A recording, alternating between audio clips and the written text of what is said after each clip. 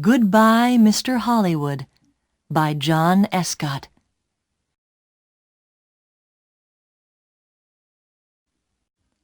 Chapter 1. Mystery Girl. It all began on a beautiful spring morning in a village called Whistler in Canada. A pretty little village in the mountains of British Columbia. There was a cafe in the village with tables outside, and at one of these tables sat a young man. He finished his breakfast, drank his coffee, looked up into the blue sky, and felt the warm sun on his face. Nick Lortz was a happy man. The waiter came up to his table. "More coffee?" he asked. "Yeah, great," said Nick. He gave the waiter his coffee cup. The waiter looked at the camera on the table. "On vacation?" he said. "Where are you from?" "San Francisco," Nick said. He laughed. "But I'm not on vacation. I'm working. I'm a travel writer, and I'm doing a book on mountains in North America. I've got some great pictures of your mountain." The two men looked up at Whistler Mountain behind the village. It looked very beautiful in the morning sun. "Do you travel a lot, then?" asked the waiter. "All the time," Nick said. "I write books, and I write for travel magazines. I write about everything. Different countries, towns, villages, rivers, mountains, people." The waiter looked over Nick's head. "There's a girl across the street," he said. "Do you know her?" Nick turned his head and looked. "No, I don't." "Well, she knows you, I think," the waiter said. "She's watching you very carefully." He gave Nick a smile. "Have a nice day." He went away, back into the cafe. Nick looked at the girl across the street. She was about 25, and she was very pretty. "She is watching me," Nick thought. Then the girl turned and looked in one of the shop windows. After a second or two, she looked back at Nick again. Nick watched her. "She looks worried," he thought. "What's she doing? Is she waiting for somebody?" Suddenly, the girl smiled. Then she walked across the street, came up to Nick's table, and sat down. She put her bag down on the table. The bag was half open. "Hi, I'm Jan," she said. "Do you remember me? We met at a party in Toronto." "Hi, Jan," said Nick. He smiled. "I'm Nick, but we didn't meet at a party in Toronto. I don't go to parties very often, and never in Toronto." "Oh," the girl said, but she didn't get up or move away. "Have some coffee," said Nick. The story about the party in Toronto wasn't true, but it was a beautiful morning, and she was a pretty girl. "Maybe it was a party in Montreal, or New York?" The girl laughed. "Okay, maybe it was. And yes, I'd love some coffee." When she had her coffee, Nick asked, "What are you doing in Whistler?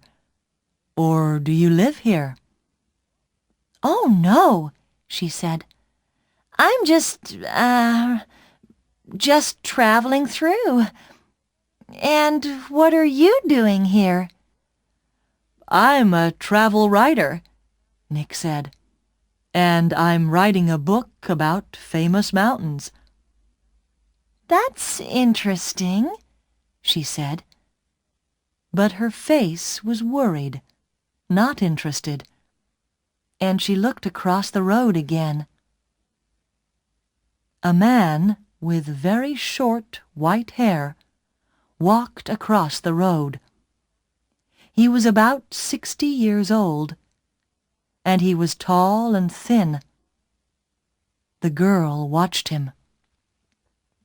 "Are you waiting for someone?" asked Nick. "No," she said quickly. Then she asked, "Where are you going next, Nick?" "To Vancouver for 3 or 4 days," he said. "When are you going?" she asked. "Later this morning," he said. There was a letter in the top of the girl's half-open bag. Nick could see some of the writing, and he read it because he saw the word Vancouver. "And we can meet at the Empress Hotel, Victoria, Vancouver Island, on Friday afternoon." So she's going to Vancouver too, he thought. Suddenly the girl said, "Do you like movies?" "Movies? Yes, I love movies," he said. "Why?" "I know a man, and he loves movies and going to the cinema," she said slowly. "People call him Mr. Hollywood." She smiled at Nick. "Can I call you Mr. Hollywood too?" Nick laughed. "Okay," he said. "And what can I call you?" She smiled again. "Call me Mystery Girl," she said. "That's a good name for you," said Nick. Just then, the man with white hair came into the cafe. He did not look at Nick or the girl, but he sat at a table near them. He asked the waiter for some breakfast. Then he began to read a magazine. The girl looked at the man, then quickly looked away again. "Do you know him?" Nick asked her. "No," she said. She finished her coffee quickly and got up. "I must go now," she said. Nick stood up too. "Nice to—" he began, but the girl suddenly took his face between her hands and kissed him on the mouth. "Drive carefully, Mr. Hollywood. Goodbye," she said with a big, beautiful smile. Then she turned and walked quickly away. Nick sat down again and watched her. She walked down the road and into a big hotel. Now what, thought Nick, was that all about? The man with white hair watched Nick and waited. After 4 or 5 minutes, Nick finished his coffee, took his books and his camera, and left the cafe. His car was just outside the girls' hotel, and he walked slowly along the street to it. The man with white hair waited a second, then quickly followed Nick. From a window high up in the hotel, the girl looked down into the road.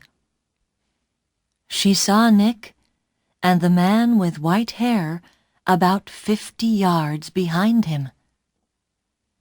Nick got into his car, and the man with white hair walked quickly to a red car across the street.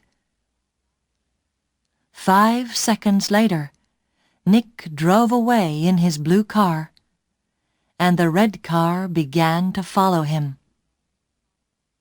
When the girl saw this, she smiled, then went to put some things in her travel bag. Chapter 2. A Hand in the Back. That evening, in his hotel room in Vancouver, Nick could not stop thinking about the girl in the Whistler Cafe. Why did she come and sit with him? She didn't know him, and that story about a party in Toronto wasn't true, and she was worried about something. But what? And that kiss! It was nice, of course, but why did she do it? Maybe she liked my face, Nick thought, or my brown eyes. But I'm not going to see her again, so it doesn't matter. Forget it. He put some money in his pocket and went downstairs to the hotel restaurant. But there were no free tables, so he walked down to Gastown and found a restaurant there. After dinner, he went for a walk. Vancouver was a friendly city, and Nick liked walking through Gastown and Chinatown, looking in the shops and watching the people. It was nearly dark now, and it was a busy time of the evening. There were a lot of cars and a lot of people. After a time, Nick began to walk back to his hotel. He came to a busy street and waited with a small crowd of people to go across. A tall woman in a blue dress stood next to him. She turned and smiled at him. "It's the first warm evening of spring," she said. "It's nice to be out after the long, cold winter." "Yeah," said Nick. "It's great. It's—" Suddenly, there was a hand in his back, and the hand pushed Nick into the road. Nick fell on his face in front of a big, green car.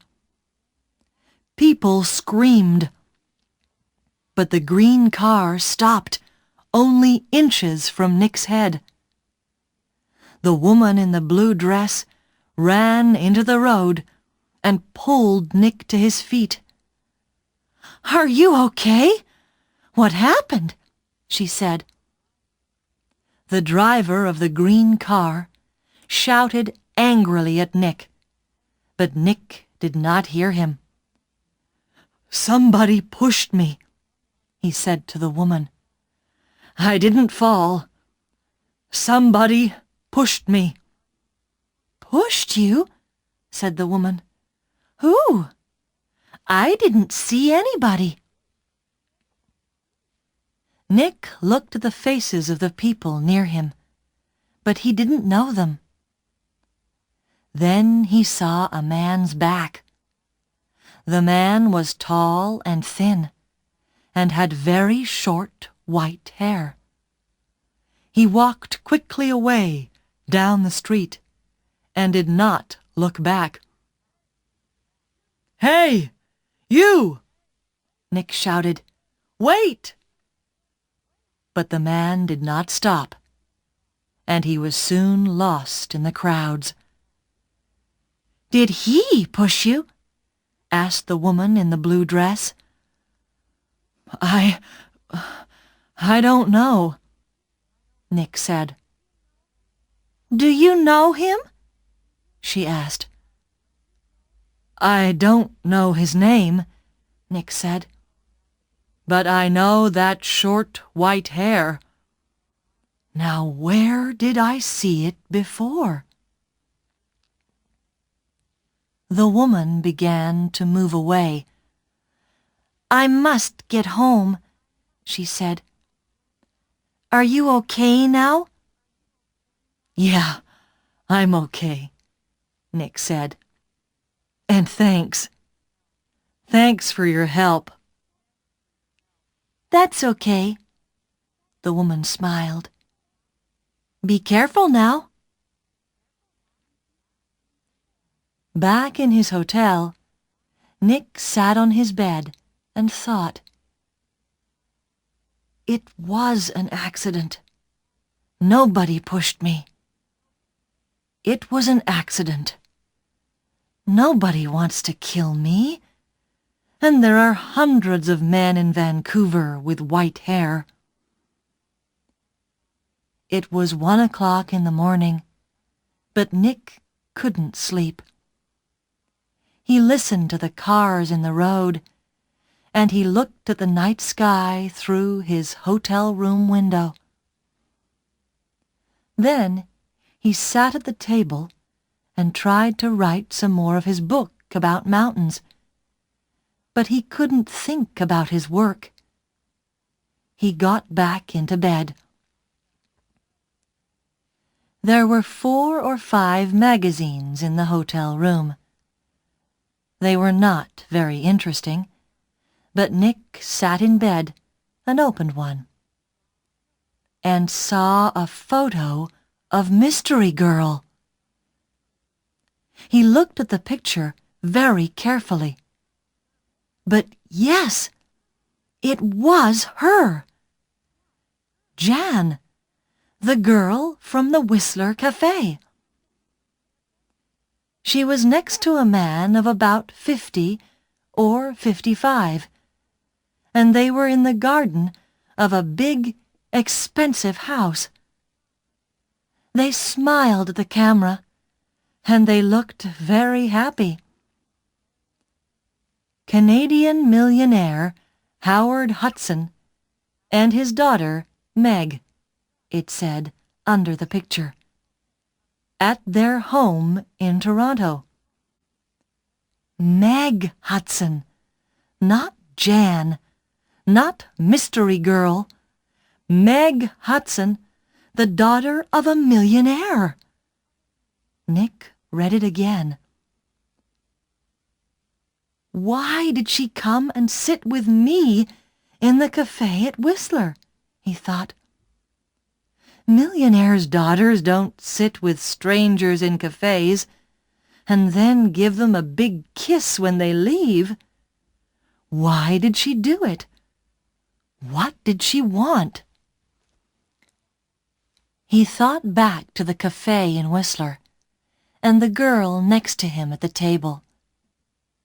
Then he remembered something. He remembered a man at a table near them in the cafe. A tall, thin man, about 60 years old. A man with very short white hair. Nick didn't sleep much that night. Chapter 3. A Walk in the Park. The next day was Thursday. Nick stayed in his hotel room and wrote about mountains all morning. Then he drove to Stanley Park in the afternoon. He sat and read a book for an hour. Then he went for a walk under the tall trees. There was nobody here. It was quiet, and he could walk and think. He thought about Meg Hudson and about the man with white hair. Did he know Meg Hudson? Did she know him? He remembered Meg Hudson's last words. "Drive carefully, Mr. Hollywood." Why did she say that? Why did she call him Mr. Hollywood? He didn't understand any of it. Suddenly, he heard a noise. He stopped. That was a gun, he thought. There's somebody in the trees with a gun. There it is again. Then something hit the tree over his head. Somebody's shooting at me, Nick thought. He turned and ran. And somebody began to run after him. Nick ran through the trees. There was no sun in here, and it was half dark. And there were no people. Nobody to help him. I must get to my car, Nick thought. Find some people. The police. He ran on. He could still hear the gunman behind him, so he ran faster. After 3 or 4 minutes, he stopped and listened. Nothing. It was all quiet. Nick was afraid. What's happening? He thought. Why is somebody shooting at me? First a hand pushes me in front of a car, and now somebody's shooting at me. He waited another second or two, then walked quickly back to his car. He was very careful. He looked and listened all the time. But nobody came out of the trees, and nobody shot at him. Then he saw people. Women with young children, some boys with a football, 2 men with a dog. He began to feel better. Nobody can shoot me now, he thought. Not with all these people here. 10 minutes later, he was back at his car. There was a letter on the window. Nick read it. It said, "I'm going to kill you, Mr. Hollywood." Nick drove to the nearest police station. He waited for half an hour. Then a tired young policeman took him into a small room. Nick told his story, and the policeman wrote it all down. "So, what are you going to do?" asked Nick. "Nothing," said the policeman. "Nothing?" said Nick. "But somebody shot at me and—" "Mr. Lortz," the policeman said tiredly, "how many people are there in this town with guns?" "I don't know," said Nick, "but you didn't see the gunman. Was it a man, a boy, a woman? Color of eyes? Long hair, short hair? You don't know, because you didn't see anybody. Maybe it was an old girlfriend.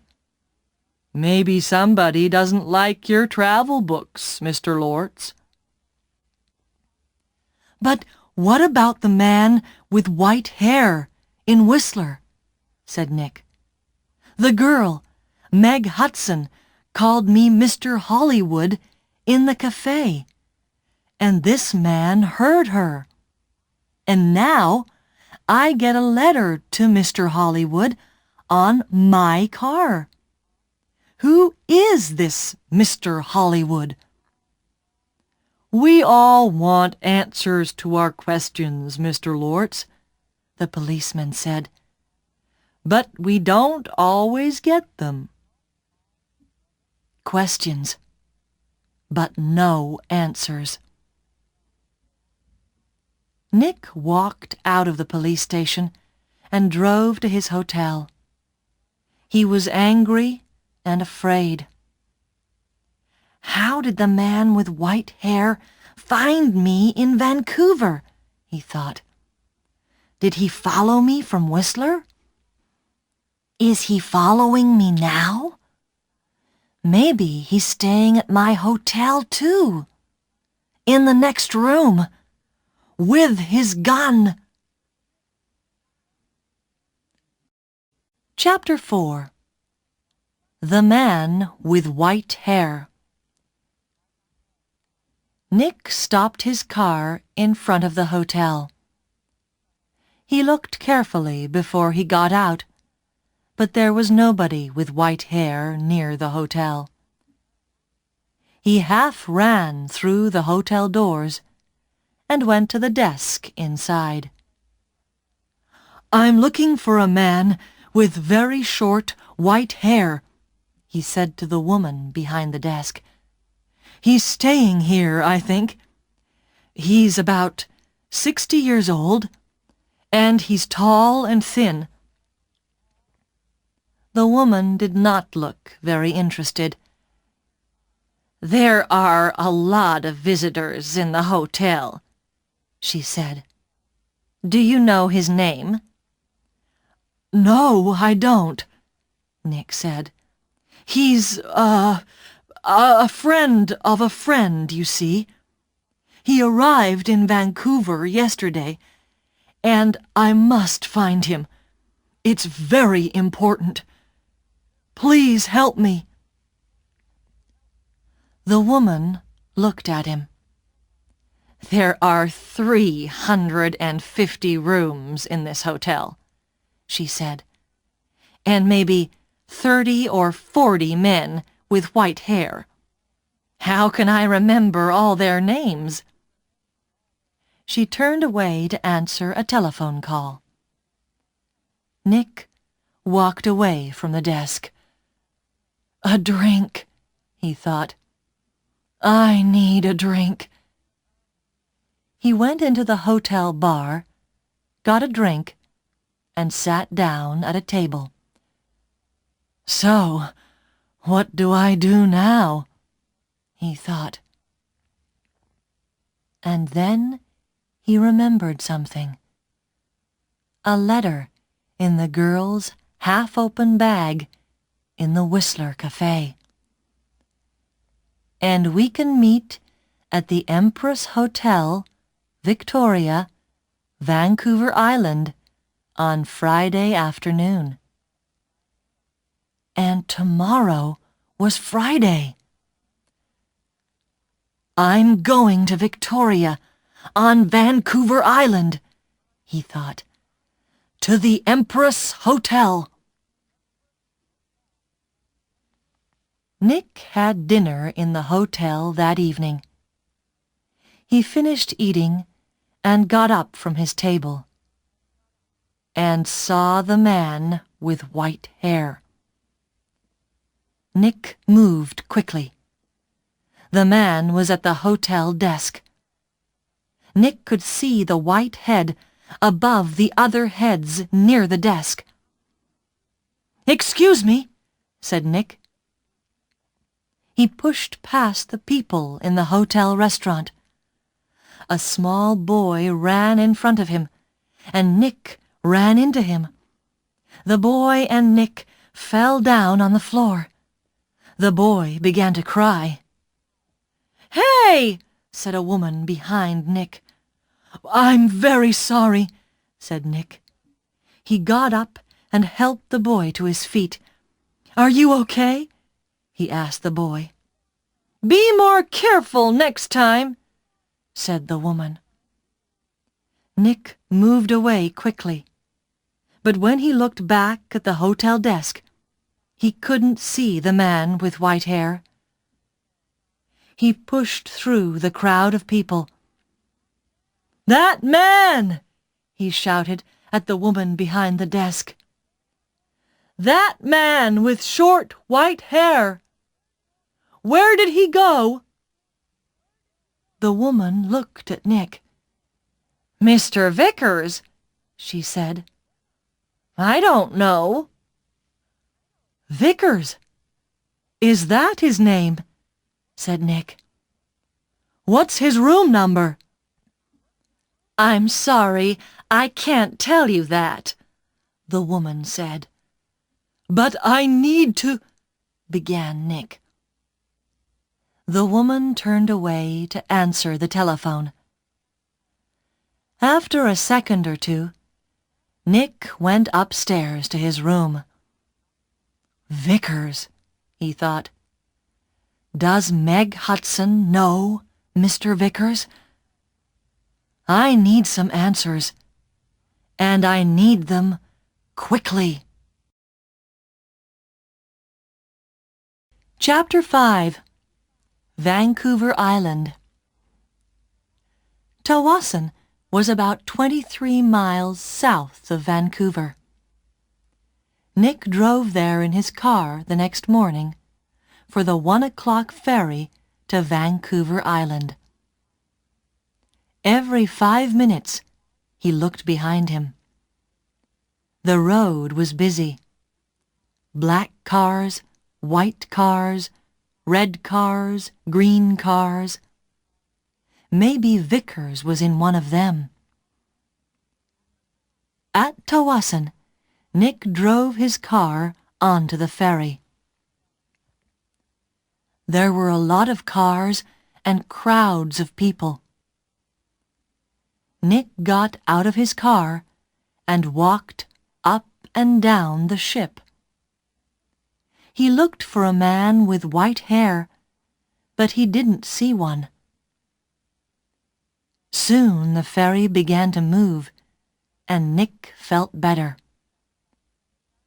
He found the ferry restaurant and got something to eat.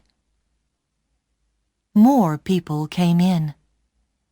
Nick looked at the faces of all the older men. Some had hats on, so he looked for somebody tall and thin, but there was nobody. Maybe he's not on the ferry, Nick thought. Maybe he's back in Vancouver. Later, Nick walked around the ship again. Once, he thought he saw the man with white hair in the crowds, but he could not be sure. 90 minutes after leaving Tawasin, the ferry arrived at Swartz Bay on Vancouver Island, and Nick went back down to his car. Swartz Bay was 20 miles north of Victoria. Nick drove quickly, and again looked behind him every 4 or 5 minutes. Once he saw a red car about 200 yards behind him. Did I see that car on the road from Vancouver to Tawasin? He thought. He drove more slowly, but the red car still stayed 200 yards behind him, and Nick couldn't see the driver's face or hair. Soon He was in the busy streets of Victoria, and Nick didn't see the red car behind him again. Victoria was a city of gardens and beautiful old buildings. Nick liked Victoria very much, but today he wasn't interested in gardens or buildings. He found the Empress Hotel, went inside, and walked across to the desk. "Can I help you?" a young man asked Nick. "I'm meeting a friend here this afternoon," said Nick. "Miss Hudson." "Hudson," said the young man. "Wait a minute." He went away and came back. "Sorry, but there's no Miss Hudson staying here." Nick took something from his pocket. It was the photograph of Meg and her father from the magazine. "This is her," he said. The young man looked at the picture. "Oh, right! You mean Howard Hudson's daughter," he said. "She's not staying here, but I saw her 10 or 15 minutes ago. She was with somebody, a man. He asked me about the tea room." "The tea room," said Nick. "Where's that?" The man with short, white hair was tired. He couldn't sleep, and he couldn't eat. He thought about only one thing all the time. He drove and he watched, and he waited, and he followed. When he drove into Victoria, the streets were busy, and suddenly he lost the blue car in front of him. Angrily, he drove around the city, past all the big hotels. "I must find him," he said. "I must do it today." Then he saw the Empress Hotel, and in the street outside it, a blue car. He drove past the hotel, left his car, and ran back down the street. He went across the road and walked past the downstairs windows. There was a big room with tables and chairs and a lot of people. He looked carefully at all the faces. "There she is," he said suddenly. There were 2 men with the girl. He couldn't see their faces, only the backs of their heads, but one of the men was in a green shirt. "Mr. Hollywood," the man said, and smiled. "Goodbye, Mr. Hollywood." People in the street turned to look at him, but the man did not see them. He walked up to the doors of the hotel and put a hand into his pocket. Inside, the gun was cold and hard.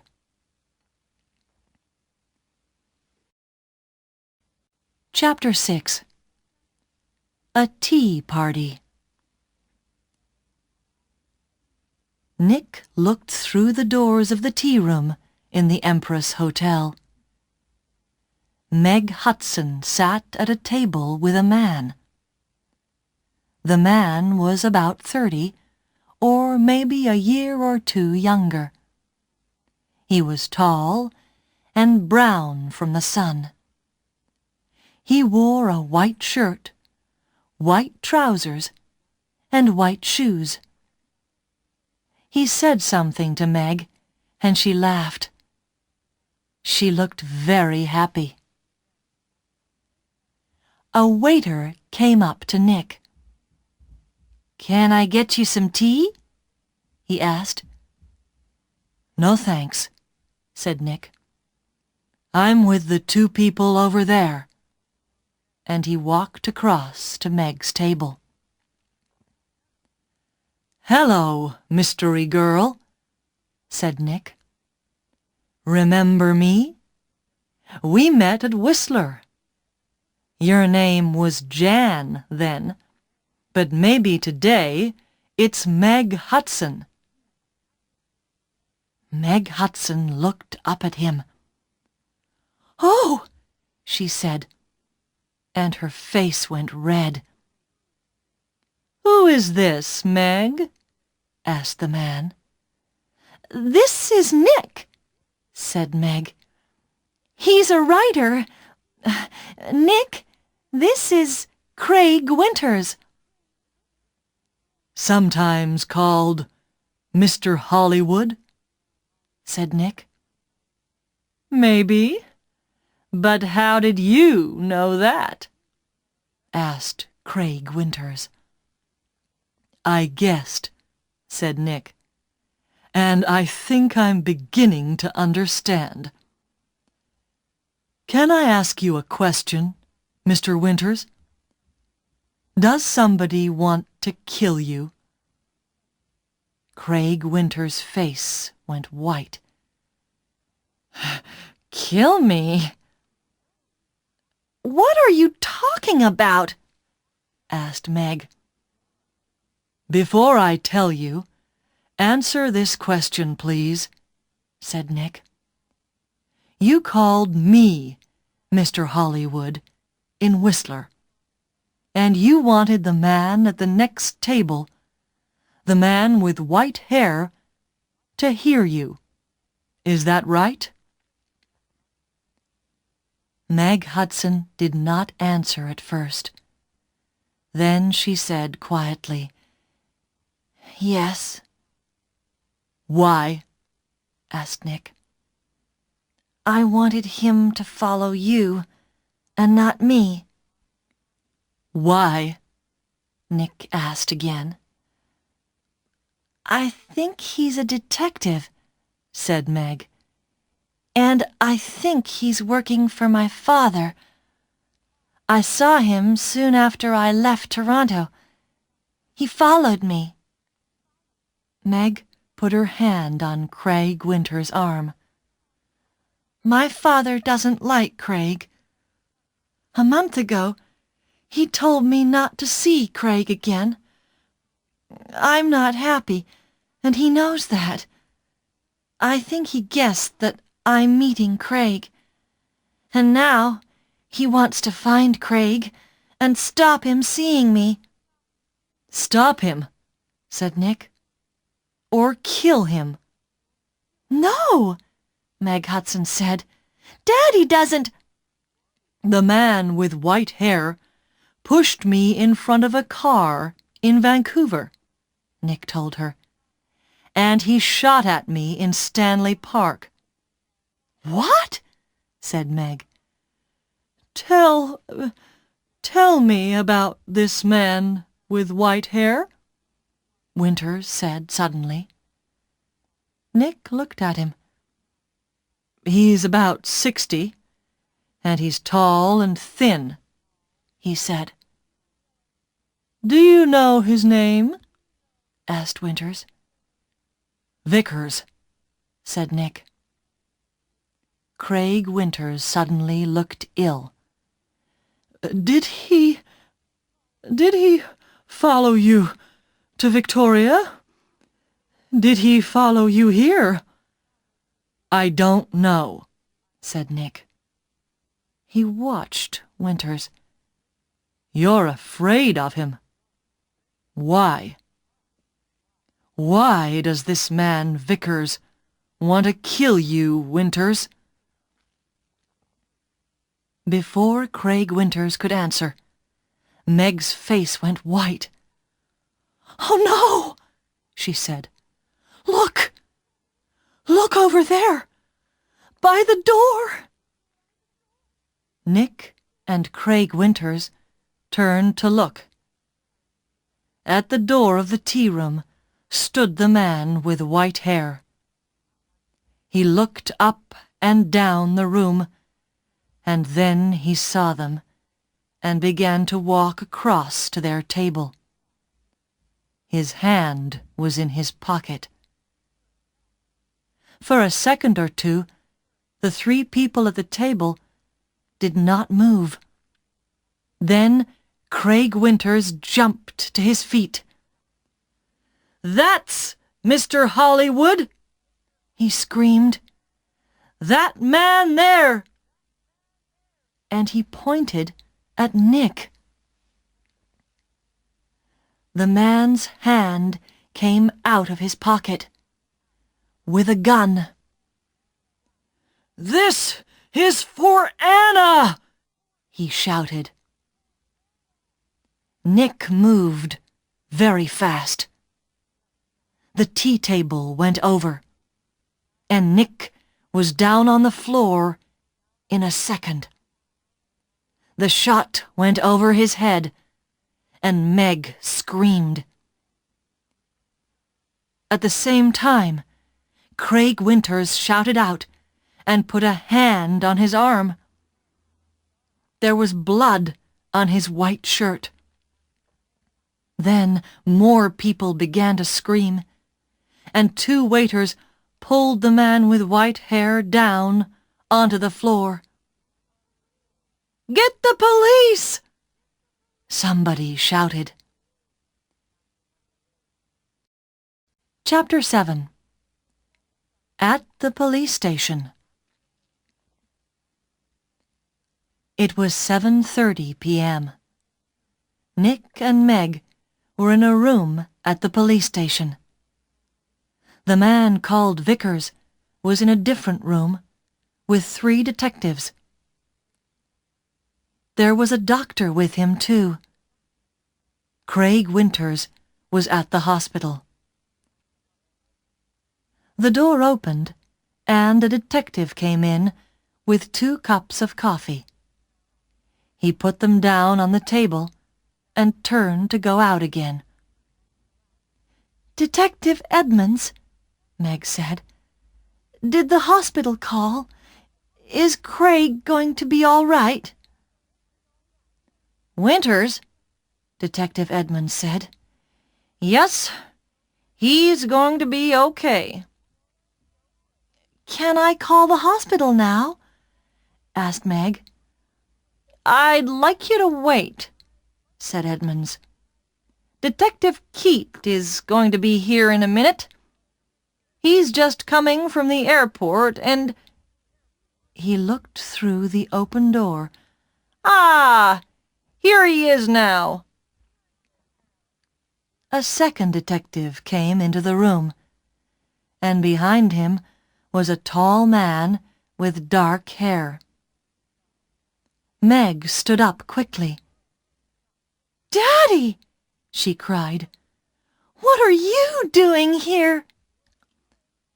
"The police called me," said Howard Hudson, "and I flew here at once. Detective Keat met me at the airport. Now sit down, Meg. I want you to listen to me." He did not look at Nick. Meg sat down, and her father took her hands. "Meg, last week Johnny Vickers came to my house. He wanted to talk about his daughter. You remember Anna, Meg? 3 months ago, she jumped off a bridge in Boston and died. She was young, beautiful, rich, and she didn't want to live. Why? Because she loved a man, and the man took her money, ran away, and left her. And the man was called—" "No!" said Meg. "No!" Yes, Meg. Yes. He was called Mr. Hollywood. "No!" shouted Meg. She began to cry. "That's right, Miss Hudson," said Detective Keat quietly. "To you, he gave the name Craig Winters. When Anna Vickers knew him, he was Carl Windsor. But he liked all his, girlfriends to call him Mr. Hollywood. He took nearly $50,000 from Anna Vickers, and there was a girl before that." "No, it's not true!" Meg shouted. "It is true, Meg," said her father. Windsor gets all his money from rich men's daughters. Johnny Vickers loved his daughter. He went to her house in Boston after she died. He read her letters and learned about the money and the name Mr. Hollywood. And when he came to my house, I told him about you, Meg. I said, 'My daughter's got a new boyfriend, and she calls him Mr. Hollywood. I don't like him, but I can't stop her. She's going away to meet him next week, I think. What can I do?' Johnny put his hand on my arm, and he said, 'Don't be afraid for your daughter. I'm going to find that man and stop him.'" Meg said nothing. Her face was very white. For a minute or two, nobody spoke. Then Detective Edmonds said, "Vickers told us all about it, Miss Hudson.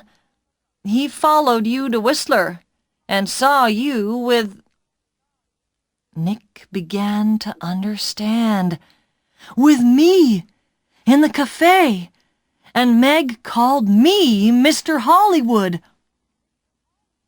Howard Hudson looked at Nick. "You're the travel writer guy, right?"